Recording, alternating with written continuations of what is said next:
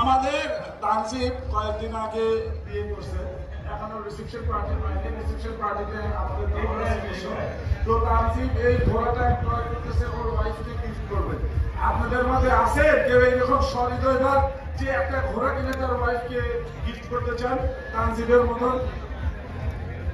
তানজিব হচ্ছে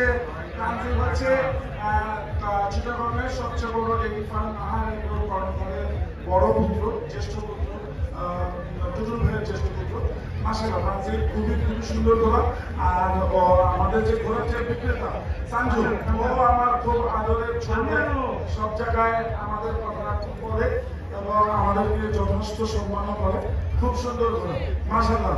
কত বিক্রি হলো? 4 লক্ষ টাকা। মাশাআল্লাহ খুবই সুন্দর।